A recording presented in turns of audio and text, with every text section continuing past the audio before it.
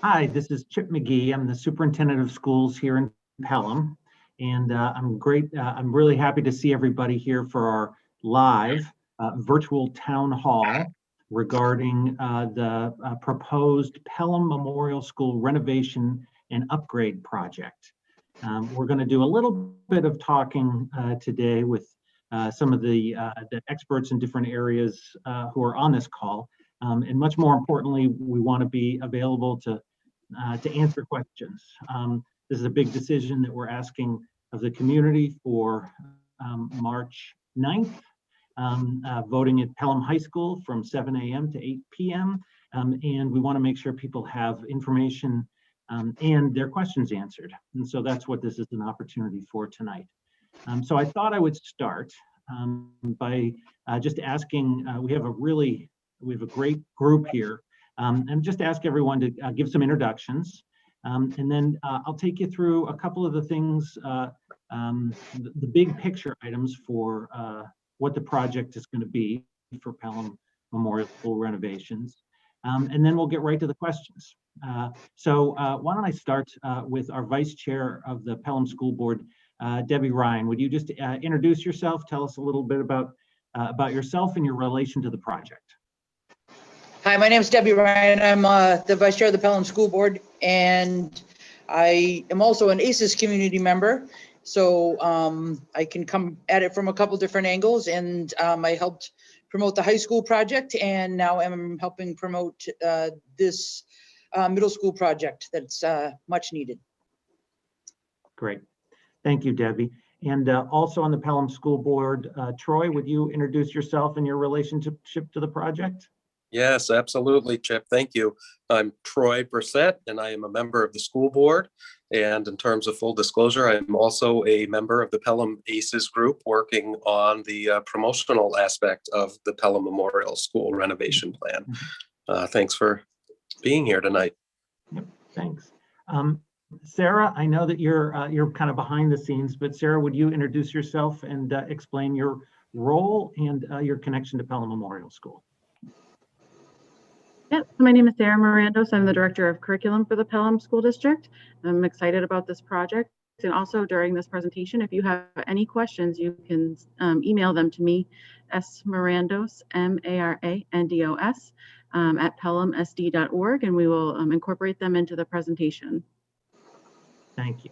I'm also just going to note that we're recording this, and so right now it's live and we can get questions. And if someone misses this or you want to pass it along to someone in the next couple weeks, we're going to make sure the link is available. So I'm just kind of working the screen here in front of me. Stacy, would you introduce yourself and tell us what connection do you have to Pelham Memorial School? Hi, everyone. Thanks for watching. I am Stacey Mohawk. I am the principal of Pelham Memorial School. I am very connected to Pelham Memorial School.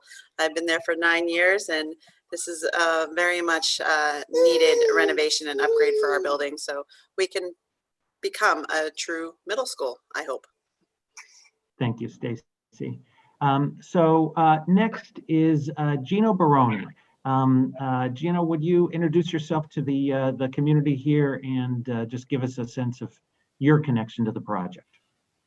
Good afternoon or good evening. My name is Gino Baroni. I'm the owner and managing principal of Trident. We are the owner's project managers for this project. We've been working with Pelham in various capacities for over 10 years, quite frankly. I think we're involved in the modular units, the first thing we did there, so don't hold that against us.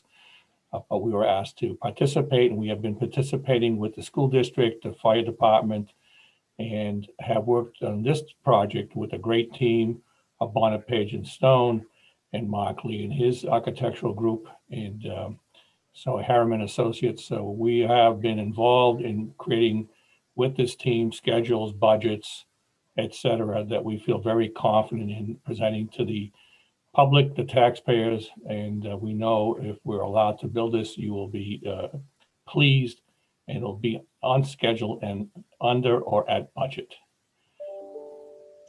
Thanks, Gino. I appreciate it. And next, Keith, could you introduce yourself to the group? Sure, Chip. Thank you. I'm Keith McBey. I'm president of Bonnet Page and Stone. We're construction managers. We've been in Pelham before. We gave you some help on the high school. Our task in this is to work through estimates and options to come up with the most economic plan, then work through some savings effort with the team. We've done that for a couple of years now, and land on what's called a guaranteed maximum price. Now, pending a vote in the affirmative, we'd move on to kind of the continuing construction management role would be to work with Trident and Harriman Architects as design progresses to assure we stay on budget, then transform from that into a competitive bid effort, bidding out every portion of the subcontract and moving from there into mobilizing construction and being in charge of not only the schedule and quality control on site, but also safety and being sure that we're separating the various activities that the school will remain active, and we'll be in charge of separating those educational practices from the construction practices. And with a phased project like this, and Gino can speak to this more if you like, it's relatively easy to separate those. So we know we have a safe plan moving forward. We know we've worked hard to get the budget where it needs to be, and we're here to help if you need us, Chip. Thanks, Keith. And we'll actually loop back to that question about the phased construction plan. That's one of the questions that has been sent to us. So that was a good lead in for that. Last but not least, Mark, could you introduce yourself and tell us what is your connection to Pelham Memorial School? Thank you, Chip. Yeah, my name is Mark Lee, and I represent, as has been noted, Harriman, or architects and engineers on the project. And our role is to really understand the programmatic needs, what happens inside the school, and then look at the condition of the existing facility, and then put together the detailed plans to transform it from its current state into the future state, which supports the needed educational programs and offerings that take place at the school, as well as to address a lot of code issues and upgrades to the physical building itself. So we're excited to be working collaboratively with this entire team. It's a great team, and it's borne itself out to this point, and look forward to the next chapter. Great, thank you. And I just want to give everyone on the call a warning that it gets boring if I'm the one talking most of the time. And so I'm probably just gonna throw it to some of you over time and ask you questions. And if you have something you want to add, just unmute yourself and jump in, because I think that will be much more valuable to community members who are tuning in if we just share the information as we have it. So the next phase is I just want to get some basic concepts shared before we get to questions and answers. And so I need just a second, and I'm gonna make sure Jim knows I'm about to share my screen. And so this will take a couple seconds here. There's that. And Mark, you're the one I happen to see now. Can you see the screen? Oh, you're muted. I can. Oh, Sorry about that. Yes. All right, good. So these are going to be familiar slides to those who are at the deliberative session. It's not the whole presentation, but just kind of some of the key points. And what I want to start with here, oops, there we go, is a little bit of background. So the elementary school, which was built really to replace Sherburne Hall, was built in 2001. It's where several of us are sitting right now for this call. It's where our board meeting is going to be at 6:30. And if you walk through, still feels very much like a new building. The high school, which Bonnet Page and Stone helped out with, was renovated in 2016. But Pelham Memorial School was built in 1965. And it's out of our three schools, it's the last, I think of it as the last jewel in the crown to get updated to bring the Pelham School District into the 21st century. It's also designated as an upper elementary school, not a middle school, by the state of New Hampshire, because it's lacking the space and programming for family and consumer science, and which some of you would know as home economics, and also technology ed, tech ed, which you might see referred to as STEAM here: science, technology, engineering, art, and mathematics. The space also doesn't sufficiently meet the needs of all students. So it's insufficient in terms of Americans with Disabilities Act compliance. There's lacking space for occupational therapy and speech, and lack of space for providing services. Those are the high level items. There's a lot more than that. And if you're interested, you can see this full presentation. It's available at pelhamsd.org, the school district website. Moving forward, I think it's really helpful for the community to get an overview of the whole facility here. And you can see in light blue is the current building, and in dark blue is the proposed addition. Some of the things, it also orients you. At the bottom is Marsh Road, and at the very top is the district office, and that athletic field is the softball field. You can see that on the exterior, the loop road would reduce some traffic by allowing pickup and drop-offs to be off Marsh Road. It increases the amount of parking, and the drop-off for buses would be closer to the school. We'd have a lot more stacking on site. There'd be a courtyard in the middle as well, and the modulars, as you can see, would be removed, and replaced with the additional space you see in dark blue. Chip, can I say something real quick? Absolutely, that's exactly what I was hoping for, Debbie. So the courtyard that's being created is being created. If you can see, there's a hallway that is being added in, and this also greatly increases traffic flow within the building as well. So that courtyard is a bonus to creating the traffic flow. Yep. So and I'll just add to that traffic flow of you're talking about students in the building. Yes. And right now it's really an L-shaped building, and so if we have traffic flow, the challenge that we face there is kids going past each other in the hallways. And with COVID-19, that is not an effective way to prevent kids from passing by each other and being in close contact. And so one of the things we've had to do to accommodate that is kids don't move this year. They go into one classroom and the teachers move.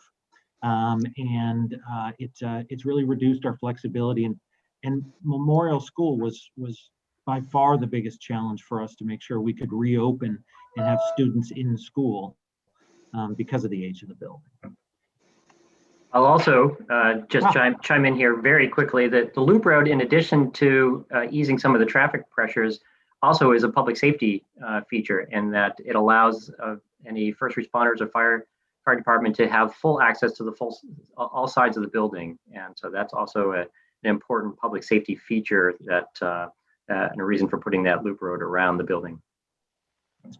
That's great. Thanks, Mark. So next is, it happens to be a picture of one of Harriman's science labs. This is, Mark, thank you for sending this along. This is Biddeford, Maine. It's a middle school science lab. And that's probably at the core of the instructional impact of this project would have. Our science labs are limited in terms of functionality right now, number of sinks and functionality of sinks, physical space. The cabinetry is old and not as functional as it was in 1965 when it was installed. The plan would include adding 6 science labs, 3 on the first floor, 3 on the second, in the new construction on the north side of the building. And from my point of view, as the educational leader in the district, adding science instruction at that level in the middle school is a very good, what I think of as a good bang for the buck. That is the right space to get right for middle school kids, to turn them on to science, and potentially studying that in high school and even careers. This isn't exactly what the space would look like, but it gives you a look and feel for the sort of design. Mark, I hope this is okay to say, one of the things I like about this is it's not a flashy lab. It is a functional lab. It's a middle school lab, not state-of-the-art engineering and physics as we might have for an advanced AP class at a high school level. I think that this is going to suit what our needs are. Anyone want to add to this one? I don't take exception at all to your remarks, Chip. I think what we try to do is, through all of this, is provide very usable spaces that really provide the environment for the learning to take place. This one has the added flexibility that the tables that are used as desks also have chem-resistant tops on them, and so it's a way of doing cost-efficient factors to really expand the use of what the desk is to a science lab. Yeah, it's perfect. Stacy, I don't know, I don't mean to put you on the spot. I don't know if you can speak quickly to educational impacts of improved science labs. Because that, like, I guess the whole purpose of this building is to increase educational impacts, right? One of the reasons, all right, ADA compliance, all those things, but educational impact is huge. So Sure. Ironically, I'm in a class right now, and we had to do this a presentation on how we would renovate a certain space, and I chose our science labs, ironically.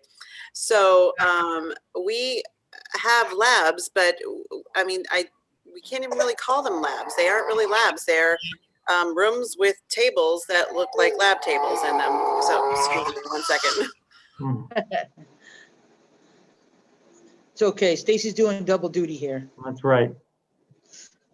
Okay, sorry about that. No worries. So I've been told I have the mom eyes when I'm. I'm sorry if I put you on the spot and you weren't prepared. No, it's all good. So in our labs, we can't do certain experiments. We can't use them appropriately. We can't offer that 21st century learning that we are so much wanting to do, personalized instruction, and we don't have spaces to use water, to have sinks, to have gas lines, to use chemicals appropriately and safely. So having spaces that allow for that would be very beneficial to our students, and being able to offer them a curriculum that is conducive to middle school science. Thank you. All right. So the next one is I selected because it gives you a sense of what the renovated property will look like as you come up to it from Marsh Road. I'm just going to highlight a couple things. If you look all the way over to the left, see that there's a white tower there. That would be added on. That one happens to be where a ADA compliant elevator would be installed, so that students and staff who require that can respectfully get from one floor to the next. Right now, we simply have a lift that requires us to shut down our largest stairwell. And that tower, there's 3 similar ones along the backside that are where the science labs are going to be. If you look to the right, you can see what is currently the gymnasium. And one of the, I think, great cost efficiencies of this project is that large spaces are going to be not eliminated, but renovated. And so the gymnasium is going to become the cafeteria, because our cafeteria is undersized. The cafeteria is going to become the library, because our library is currently in one of our modular units out back. And the kitchen area is going to become our STEAM or our tech ed lab. And all three of those moves are really efficient in terms of the use of space. And then behind what you see is the current gym, there'll be a new gym that's regulation size, so that our athletes can have a full-size courts for indoor winter sports. It'll also give us a performance space. There won't be a separate performance space, but it will give us a stage, also give us lockers that are in the locker room that's accessible. And so there's a lot of efficient planning here. But probably the most important thing that I hope people notice is right there in the center.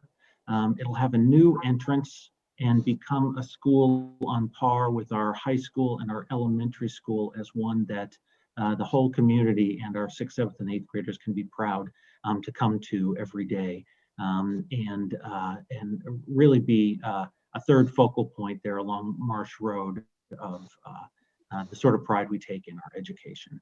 And I'll just open it up again. Any comments about that one? I like that, you know, in addition to creating the new spaces, renovating existing spaces, we still maintain the feel and the look of our Pelham Memorial School that we are proud of, even though it needs some help right now. So it makes us still feel like Pelham, and that's important. And part of the reason that it looks the way it does is because we are renovating as opposed to building new, which would have been at a much higher cost. Yep. All right. Yeah, I think. Go ahead. Yeah, I was just gonna add too. I think you did a great job, Chip, of kind of outlining how the space is going to be repurposed. One of the important aspects too in the reorganization is to keep the public spaces organized collectively together so that we can close off portions of the building after hours and still keep the public spaces available. And so that's also an important part of the relocation of the entrance next to the what will be the cafeteria and the gymnasium entrance areas. Yep. That's very good for, I think, in terms of safety. I like being able to close down the instructional spaces when school is over in an efficient way, and that's hard to do. It's impossible to do right now. Okay, so this one I'm giving right to you, Gino. If you could just walk us through what is meant by this concept of guaranteed maximum price of $31,980,000. The concept we've used here in many schools in New Hampshire is to assemble a team early on prior to going to warrant so that we can propose a team that is going to stand behind the numbers that we see here. So it's broken down into 3 categories: hard cost or construction cost, which Keith and Bonnet, Page, and Stone have worked with the team to say, this is it. This is what it's going to cost. And given the scope and the drawings that we have to date, we will guarantee $26,995. Now, that means that Trident, the superintendent's team, and Mark's team have to finish the design within that budget. So there's a lot of work still to do to get there. And why we chose this is we did not want to spend money on getting a complete set of documents, which would have cost, probably $1 million or more. And then if it didn't get approved, the taxpayers have wasted money. So this is a cost-effective way that's being done more and more in the state of New Hampshire. We feel very confident. I feel very confident in BPS, and Keith can say a little bit more how we arrived at it, but let me just go to the other categories. The soft cost budget estimate is essentially made up of the architects, engineering firms' fees, the OPM's fees, and then we have categories which are FF&E, which furniture, fixture, and equipment. And we also have technology budget within there, and we have some miscellaneous items regarding permitting fees, possible legal fees, et cetera, et cetera. So when we say the soft side, it doesn't mean it's a soft number. It's a number that takes care of the non-construction side activities and responsibilities that have to go along with construction. And sometimes people don't understand that you just can't pick the building number and say, hey, we're all done. There's a lot of effort and associated work that goes along to do that. The last item is the owner's project contingency. This is a number that we really have some, I would say, lively discussions about what it should be. And when we have a blend of new construction with renovation, we start to have a discussion. If it's, you know, if it's protecting the project budget, so that if something comes up that we did not realize, whether it's, you know, unforeseen conditions in an existing building, behind the wall, behind the door, somewhere that we just could not get to, even though we've done reasonable due diligence, we'll be there so we never have to come back to the town, the taxpayers, or anyone. Now, I always tell everybody that please just believe you're going to spend it. I know people hate me to say that. And be surprised that we'll give you back money. And I think in all the projects we've done with Keith and the team, that we've always been able to give back some money at the end of the project.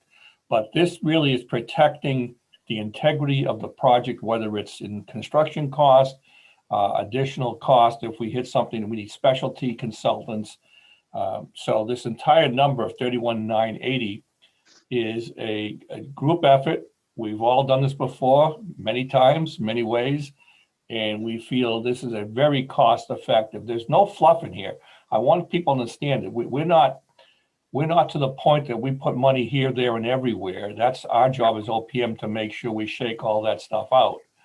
But we have to allow the school district to have this contingency to make sure we can get this project done without coming back.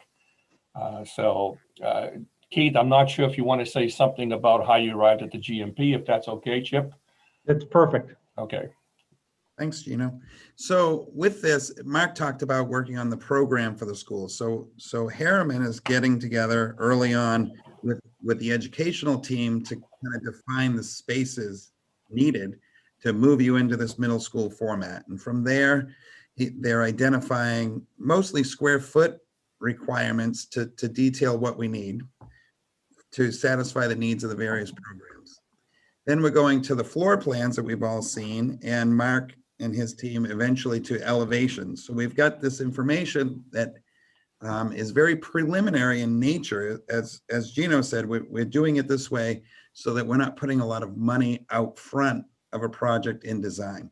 So from there, what we did was we sit down with Harriman and we talk through every system in there. So we're right from site work through structure into carpentry and finishes and windows and glazing, mechanical systems and electrical. So with that information we obtained from Harriman, we're able to provide a really accurate number moving forward and guarantee those numbers.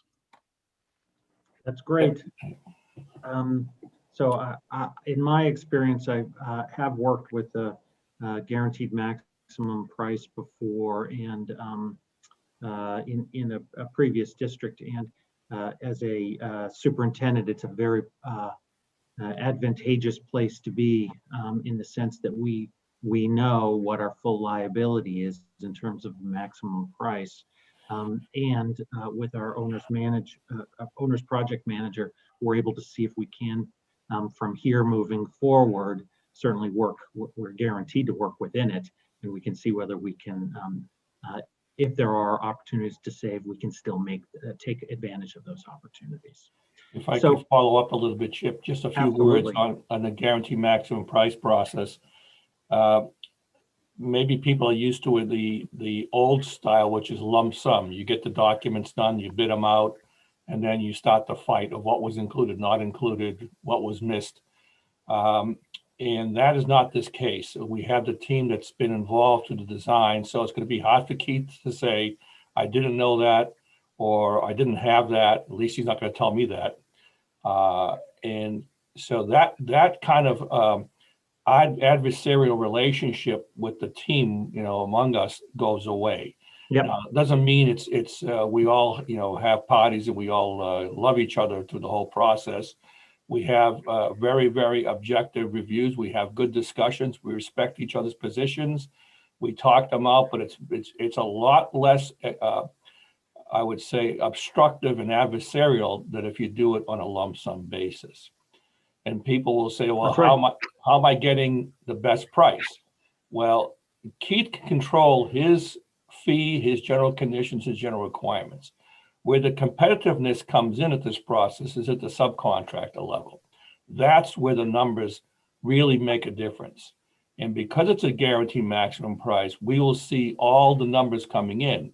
We're requiring at hopefully to get 3 minimum bids in each category. Keith will array them. He'll give us a subcontractor recommendation on a form that Trident has created, and he's well aware of it. He'll reconcile them. He'll propose it to the team. And I don't think many times we've said, no, we're not going to go with that contractor, but you may, because there may be someone in the community that you say, hey, this is a local contractor, see what you can do. But it's all open book, and the competitiveness is at that level. It will be competitively priced and competitively bought. Thank you. Yep. Thanks, Gino. I appreciate it. So what I'd like to do now is that kind of laid out the basics of it. We used a little over half the time. And so I'd like to just start firing away questions. I'm going to read off the question that we've gotten from the community. I'll start by identifying who could lead with the answer, and we haven't prepped these. And then we can, if other people want to chime in, go right ahead. So this first question, Stacy, it's going to be for you. You ready? All right, here we go. So how does renovating the physical space of the building improve a student's education? Interesting. Well, the physical space right now, right now it's COVID, so I'll say pre-COVID, hopefully post-COVID, that we have spaces that we can offer personalized learning, flexible seating, and in the limitations that we have right now, we think of primary, secondary egress for safety, whether or not we can put enough tables or chairs in the room, whether or not our short throws, which are our projectors, are in the right spot to be appropriate for the learning environment. Some are at the front, some have a nice line down the middle because we couldn't get them centered. Storage in the classroom, being able to put things and have it aesthetically pleasing. Right now we have a lot of metal shelving and the same cabinets that were there in 1965. So being able to come into a welcoming environment that's conducive to a middle school environment that can offer the kids different space in a 21st century learning classroom environment, it's different. There's a YouTube out there on Rip Van Winkle, and Rip Van Winkle says he can go into different areas. He wouldn't know what a mall was. He wouldn't know what a shopping center was. He wouldn't know what high rises and things, but when he walks into a classroom, he knows this is a classroom because it hasn't changed in how many years. So we're looking to be able to upgrade our space to affect our learning environment in a positive way, that we can offer the differentiated instruction. We can offer various curriculum aspects that we can't offer in a space that doesn't allow for it, given our materials, given our curriculum. But I will say, given the creativity of our teachers, we have made the best with what we have. But I just can't imagine what we can do with so much, with a space. We could do so much more in offering our kids that is a 21st century learning environment for their future. One of the things that I wanted to follow up on is the collaboration spaces or collab spaces. Could you talk a little bit about that? Sure. So the collaboration spaces, are we talking about the team areas or team the areas? Yeah. Areas? So in the middle school model, we are a team-based middle school. Upper elementary school, but we have a middle school model of being a team. So that means when you're on a team, you have a social studies, science, English, and math teacher, and they collaborate together as a team, and they have the same amount of students. They know the students very, very well. And when we think about the collaboration space, that team in our environment right now doesn't really get together as a full team to be able. Right now we have like team Whiskers, team Echo, and they don't get together. They don't even see each other outside of the classroom right now. But the team environment and that team aspect, we can have a collaboration space, and we can build that team in the social emotional learning aspect of teaming. We can do some cross-curricular learning. We can also have that space as being small group learning, cross-curricular learning spaces, to have that collaboration space where the kiddos can meet, the small groups can meet, the large group can meet. So we're really building the teaming model to enhance their learning overall. There's one other, thank you, Stacy. There's one other thing I can't help but be excited by, and that is the larger gym, which will also double as the where we could have a performance space for music or theater, will allow the whole school to be together in one space. And in terms of building community, having a space like that is just so vital for anyone who's spent time, getting to see the whole student body at Pelham High School get together. That really pulls people together and students in a great way. And we can't do that right now at Pelham Elementary. The larger gym / performance space would allow that. That's going to help a lot with education. I don't know if anyone else wanted to add to that in terms of the physical space. Yes? I think it's important to note when we're talking renovated space, of course, the new, you're assuming is going to come with new mechanical systems and like that, but this renovated space is going to have fresh air in a much more alert learning environment for students. So I think that's, I like the furnishings and the fixtures are great, but the idea of having fresh air in a building that hasn't had it is kind of exciting educationally to me. Yeah, actually, I'm glad to bring it up, Keith, because the HVAC system, really it's a heat and ventilation system at Pelham Memorial School, was one of the reasons we almost weren't able to offer family choice this year, because of challenges with ventilation and also challenges with the electrical system. And so having updated systems does matter for education. Did anyone else want to add to that? Real quick, the other factor is sound issues is another big issue. The Pelham High School, one of the factors that put us on warning for the accreditation process due to the building issues was the sound issues within that school. And this school has similar sound issues because of the nature of the way it was built. You can hear, you're in the downstairs, you can hear Jess moves upstairs. We've had issues with our amazing band program has to like go out in a, first of all, it's too big to be in the school, but the other issues is the sound. So that's a huge factor in the ability for children to learn, is the sound. And I was just jotting really quickly how comprehensive this renovation is. Like, it literally touches on every aspect of every student that's in our building. So it's special ed, art, performance space, physical education, science labs, library and media center, regular classrooms, and I probably forgot some things. So like, this is a comprehensive renovation that will affect every single student and staff in that building. But conversely, all those areas now are affecting our students, and not in the most positive way that we could without this renovation. Yep. That's I think that's spot on. And actually, that's a good segue to my next question, because there's the before, it's not ideal, and there's an after where it's going to be so much better. But there's also a 24-month construction plan. And the question is, my children are currently at Pelham Memorial.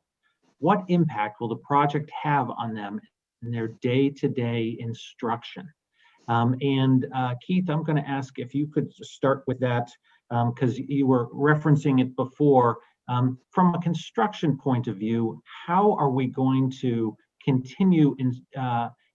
instruction while there is construction, and make sure that the students are safe, but you can still get the work done.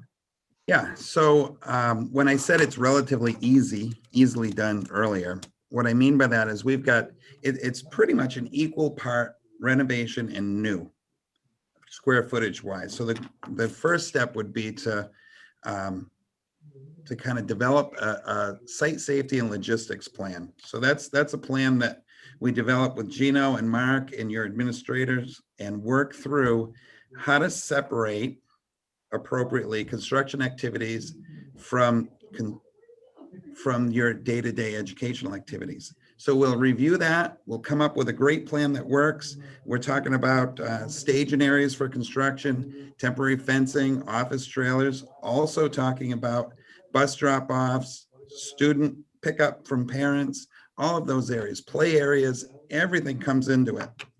From there, we're going to your life safety people in town. We're talking to the police department, the fire department, to talk about life safety and like that. So at the point we start, we know we've got buy-in from your building administration and Stacy.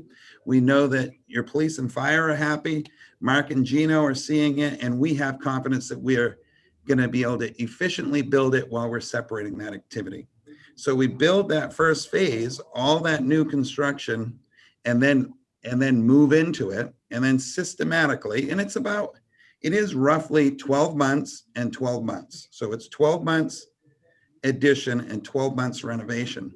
So then we're systematically moving through the building, isolating areas with hard petitions to assure that there's no construction activity in educational spaces, and then moving throughout the building, finally finishing up at the end of summer or kind of mid-August on that final year, so that we're able to turn that over, and we'll demobilize the site, and you'll have that, like you said, I like your before and after, and the during is kind of the complicated part of it, I guess, Chip. So to be really clear, the kids will still be in the building. They'll still be in the current classrooms, and then as soon as we get new classrooms ready to go online, then we'll shift over that, and you'll begin renovating the current classrooms. One other little twist I think that the community will want to know about is the modulars will get relocated, and we'll still use those as flex space. So we will have those in place in order to allow us to get this construction done. I guess, oh, go ahead, Gino, yeah. I'm glad Keith, when he said easy, I was ready to say, but it's never really easy. It's because we have an experienced team that has done this so many times, and it looks easy once we do it, but we put a lot of time into it. The other issue is, I'm sure parents are saying, how do I feel secure that my students are going to be okay? And Keith and BPNS and we have all worked on projects where there's training, there's security training, there's badging, so people know where they're supposed to be, not be. They have numbers on their helmets, hard hats, in case they wander into the wrong spot. So there's a whole process other than the physical separation, which is very important. We are not looking to impact your educational program. We're looking to work within it so you can do well.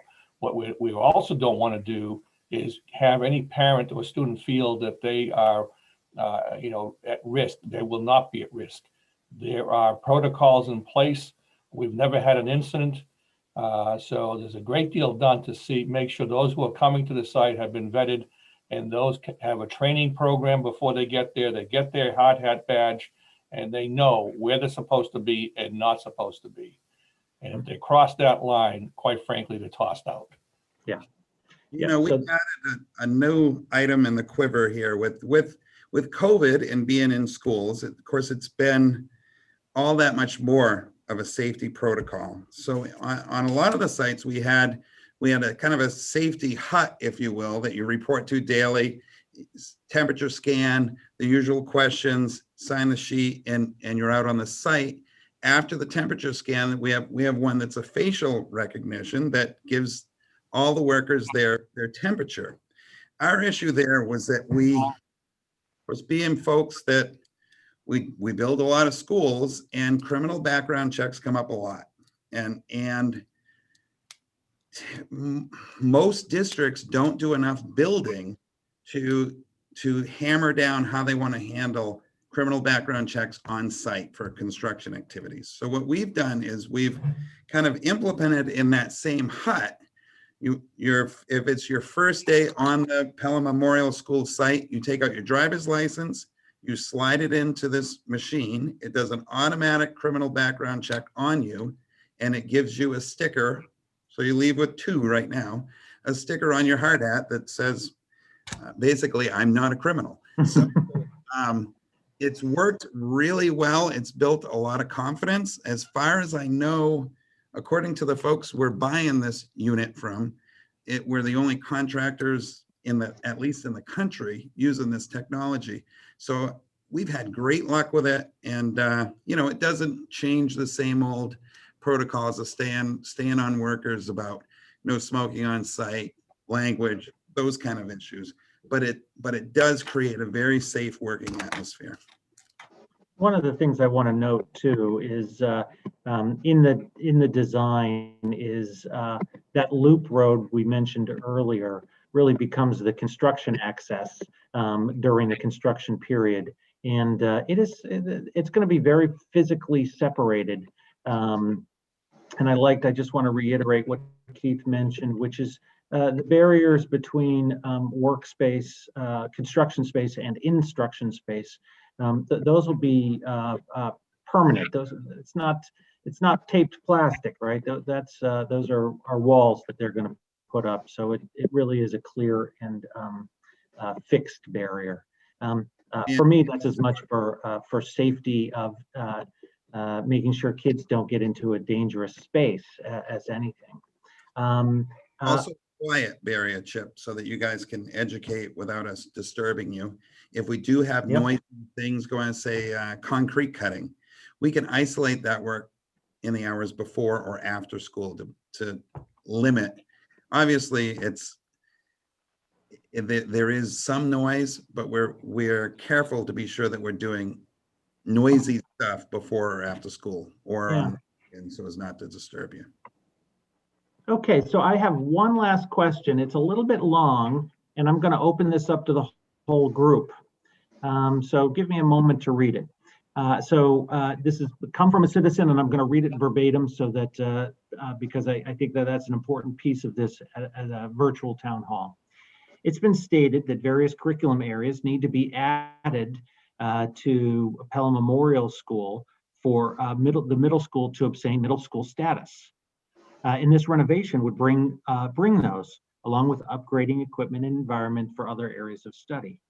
How has the absence of these classes and the lack of updated equipment affected the ability of students to catch up to the prerequisites in the high school curriculum, or for the high school to even be able to offer the better curriculum at the high school level, since our students are entering high school without the standard education already completed? Is the lack of adequate curriculum or tools holding the students back by the time our students graduate and move on to college? Could more advanced courses be eventually added to the high school curriculum based on advanced middle school capabilities? And since this is between two schools, and it's really a curriculum question, this is less of a construction one, but I do want to start with a broad comment. I am excited about the possibility of having all 3 schools renovated and with really getting all 3 of those schools working more and more in sync together. I don't think the renovation is the only key to that, but I do think it's one of them. And having a strong science facility and a STEAM program at what would be the middle school, I do think would create some real opportunities for kids to begin to figure out what they might want to specialize in high school to get a jump start. At the same time, it's still a middle school, and I do want to be clear that kids are still going to be exploring a whole range of topics and still being expected to to study the whole range of topics. They won't be specializing in any particular area in middle school. But having band, family and consumer science, STEAM, having a dedicated art classroom that's a new space and performance spaces, I think are going to give middle school students the chance to get a feel for subject areas that they're really going to love when they get to the high school. And I think it will help the middle school become the more of the feeder we want it to be for students to have great success at Pelham High. Stacy, I don't know if you wanted to add something there, or Troy or Debbie, you might want to chime in.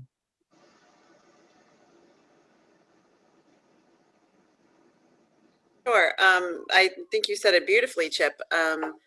As a middle school, we offer that exposure and trying to get the kiddos interested in different aspects of the curriculum and the arts and help them to create more of a focus going forward as they go to their high school careers. So I think that exposure base for us is wonderful. Right now, they do have STEAM at the elementary school. We don't. And then they go off to the high school and they have at least some specialization. So I'd like to continue that. And like you said, do the, having the three schools more in line and alignment so we can build upon our programming. Yep. All pulling in the same direction. Troy or Debbie, did you want to add? I didn't know if Sarah, I hate to put Sarah on the spot, but curriculum wise, I don't know if that would be, is she just coordinating or is she participating? Well, you just called her out. I think that's great. Sarah, what do you think? Sorry, Sarah. That's fine. So I think that, like Chip and Stacy both said, I think that we'll be able to redesign our unified arts program for all courses, which will allow us to look at a few things like world language and some other coursework that could better prepare them for the high school for more advanced programming. I think that our Pelham High School students do have a lot of opportunities, and I think that we're just going to build on those by giving them these additional exposures to things like STEAM and different types of arts and family and consumer science and other types of programs that we'll build as the programming conversations continue to happen. I'd just like to add a conversation that I had with my wife a while back. We both found it pretty striking that we both had tech ed and family and consumer sciences or home ec nearly 30 years ago, give or take. And yet we're not able to offer that here in Pelham in the 21st century. And I think that lands us in a very good place. What I'd like to say, just in summary, is I appreciate everyone's time in order to present this as a virtual town hall. And probably most importantly, I appreciate the community members who both sent in questions and who watched or who will watch the recording of this, because it's a very significant question for the community. And from my point of view, it's time, and the project is the right project, the scale and scope for what Pelham needs for a new Pelham Memorial School. Can I make one statement? Absolutely.